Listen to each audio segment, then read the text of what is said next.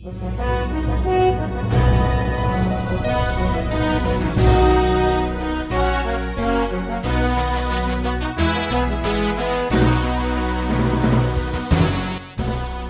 bagi saudara sekalian, marilah kita siapkan hati dan pikiran kita untuk menyambut firman Tuhan. Kita berdoa. Kasih karunia dan damai sejahtera dari Allah Bapa kita dan dari Tuhan Yesus Kristus menyertai kamu sekalian. Amin. Saudara yang terkasih, firman Tuhan sebagai khotbah di epistel Minggu tanggal 30 Oktober tahun 2022 diambil dari surat Roma pasal yang ke-6 ayat 15 hingga ayat yang ke-23. Beginilah firman Tuhan. Jadi bagaimana? Apakah kita akan berbuat dosa karena kita tidak berada di bawah hukum Taurat, tetapi di bawah kasih karunia? Sekali-kali tidak.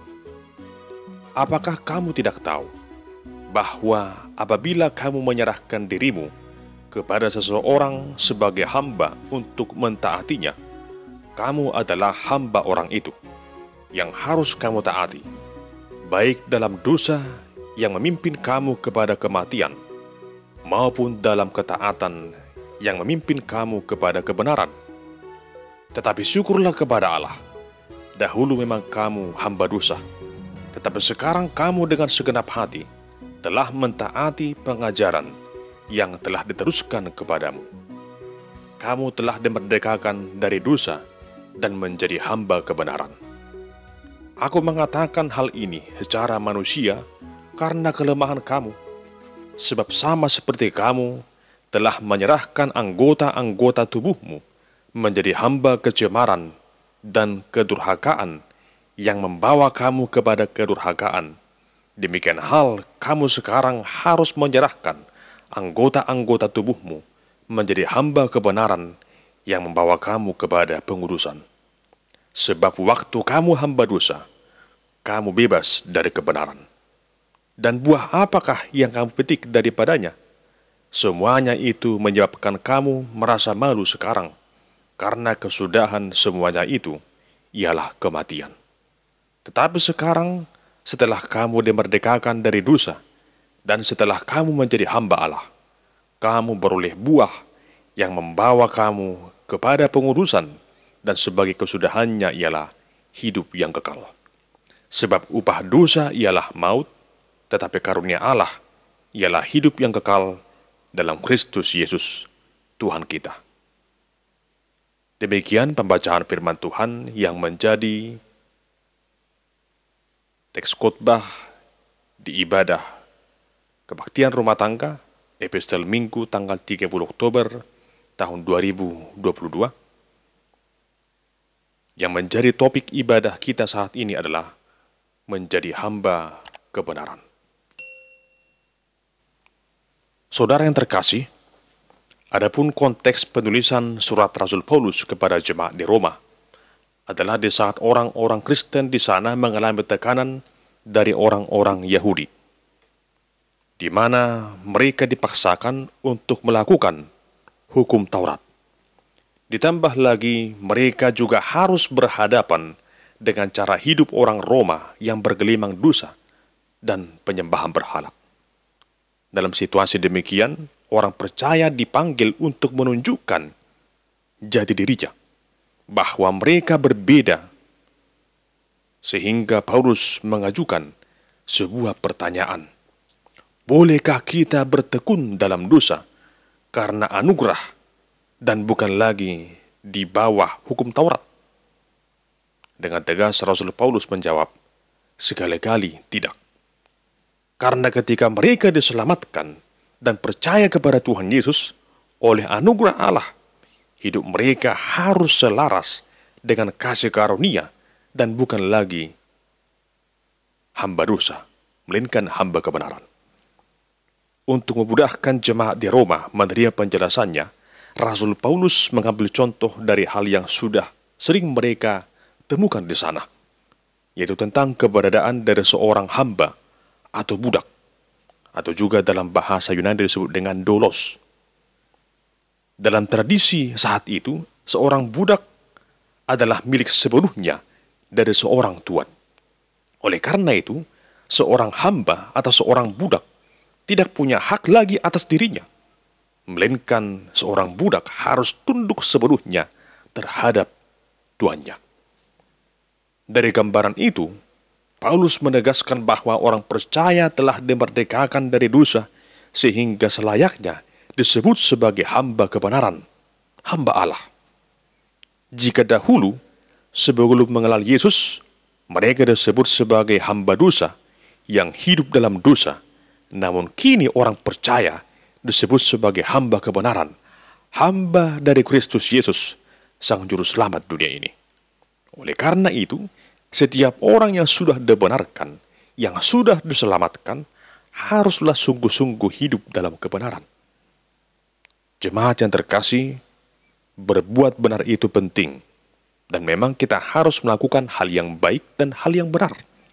Namun berbuat baik, berbuat benar, bukanlah cara supaya kita dibenarkan, atau cara supaya kita beroleh keselamatan. Namun berbuat baik adalah tanda ucapan syukur kita karena kita sudah diselamatkan. Jadi kita berbuat baik bukan supaya selamat, nah berbuat baik karena sudah selamat. Itulah ucapan syukur kita, tanda syukur kita. Kita menjadi umat Tuhan yang dibenarkan dalam Kristus Yesus bukan karena hasil perbuatan baik kita, namun oleh karena iman. Dalam Roma pasal 3 ayat 28 dikatakan, karena kami yakin bahwa manusia dibenarkan karena iman, dan bukan karena ia melakukan hukum Taurat. Sekalipun memang perbuatan itu juga penting. Iman tanpa perbuatan pada hakikatnya adalah mati. Itu benar. Namun kita diselamatkan bukan karena perbuatan, tapi karena iman. Namun iman itu dibuktikan lewat perbuatan sehari-hari. Jemaat Tuhan, dari imanlah memimpin kita kepada iman. Itu sebabnya dikatakan orang benar hidup oleh iman, bukan oleh karena perbuatannya. Alkitab mengatakan bahwa Kristus adalah kegenapan hukum Taurat. Tuhan Yesus berkata, "Aku datang bukan untuk meniadakan hukum Taurat, tetapi aku datang untuk menggenapi hukum Taurat." Ini intinya. Yesus datang bukan untuk meniadakan hukum Taurat, namun dia datang untuk menggenapinya. Dan sekali Yesus menggenapinya, artinya semuanya sudah selesai ketika Yesus menggenapinya lewat kedatangannya ke tengah dunia ini, lewat pengorbanannya di kayu salib. Dapat kita ibaratkan, seandainya kita punya hutang di bank dan sudah dilunasi, tentunya pembayarannya akan dihentikan. Jangan bayar lagi. Hutangnya sudah selesai. Itu intinya. Demikian juga halnya dalam iman kita. Yesus datang bukan untuk meniadakan hukum Taurat, namun ia datang untuk menggenapinya lewat pengorbanannya. Oleh karena Yesus sudah menggenapi hukum Taurat untuk kita, maka kita tak perlu lagi menggenapinya. Dalam arti, Taurat itu sudah disempurnakan Kristus. Oleh karena itu, kita menghidupi Taurat itu lewat perbuatan kasih. Kasih kepada Allah dan kasih kepada sama manusia. Itulah inti Taurat yang sebenarnya. Seandainya kita punya hutang di bank, kemudian semua hutang kita lunasi, apa yang kita rasakan? Pastinya kita akan merasa senang, merasa lega, tidak punya hutang lagi.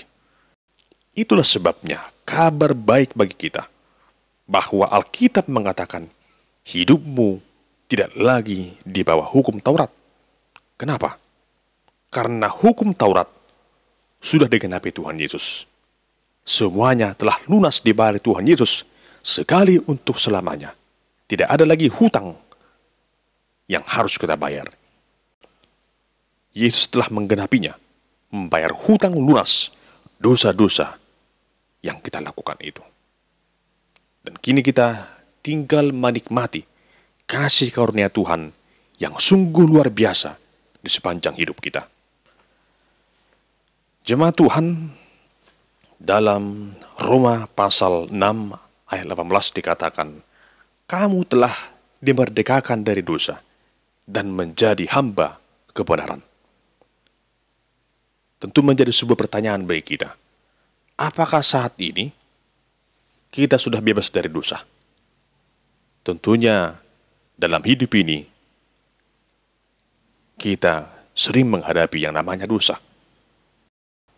Kita diperhadapkan dengan pilihan-pilihan dan tantangan-tantangan yang datang silih berganti.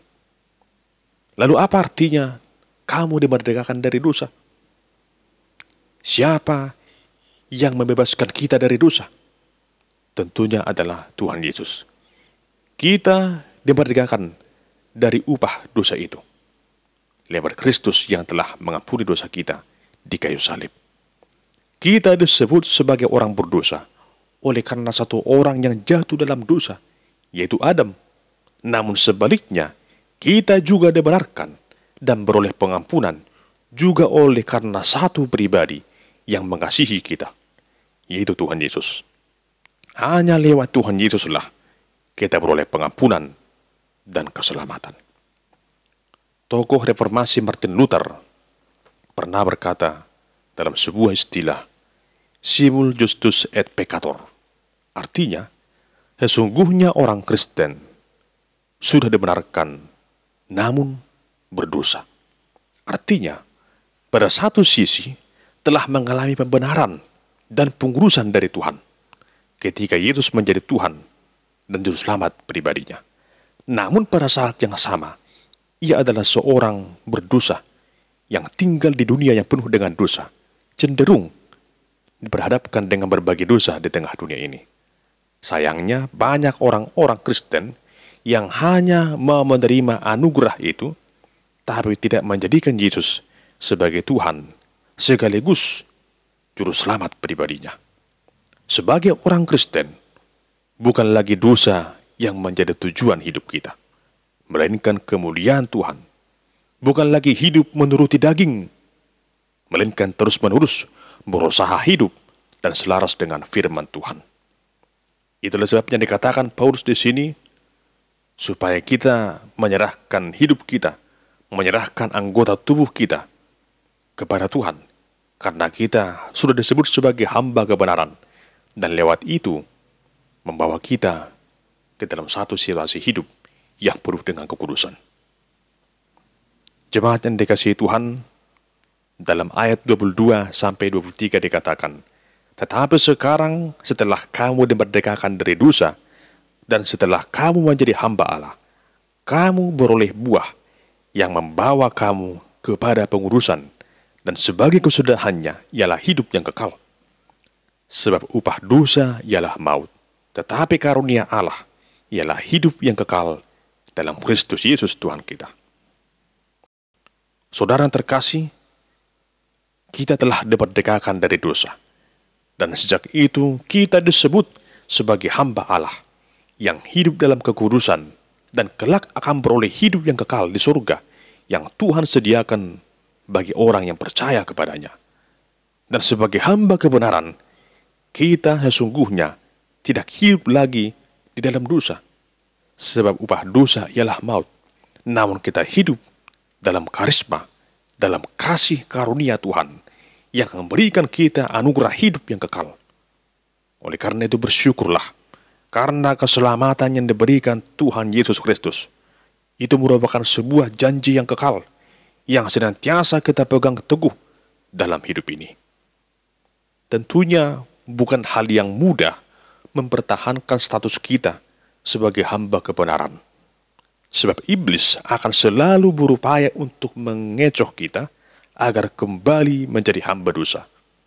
Oleh karena itu di sini, kita harus memiliki iman yang teguh, agar sekuat apapun iblis ingin menggoyahkan iman kita, menyesatkan kita, namun kita akan tetap mampu bertahan dalam iman kepada Kristus Yesus untuk tetap bertahan sebagai hamba kebenaran. Saudara yang terkasih, hamba kebenaran adalah perjuangan seumur hidup, peperangan sepanjang waktu. Jika ini dikerjakan dengan kekuatan sendiri, kita tak akan mampu. Karena itu, setiap orang Kristen wajib dan harus selalu memohon tuntunan Allah, pimpinan Roh Allah yang kudus itu, agar kita diberikan kekuatan, hikmat untuk menang atas segala tantangan dalam hidup ini, menang atas dosa, menang atas pencobaan, sehingga kita menjadi hamba kebenaran yang sejati. Ketahuilah, Tuhan Yesus telah menang atas dosa, dan Ia tidak akan membiarkan umatnya berjuang sendiri. Ia menyertai kita sampai akhir zaman. Ingatlah, Tuhan Yesus adalah Tuhan dan Tuhan kita, dan kita adalah hamba-Nya, hamba kebenaran, bukan hamba dosa. Di dalam Tuhan Yesus, kita mendapat kebenaran dan kemerdekaan untuk melakukan kebenaran yang Tuhan kehendaki itu.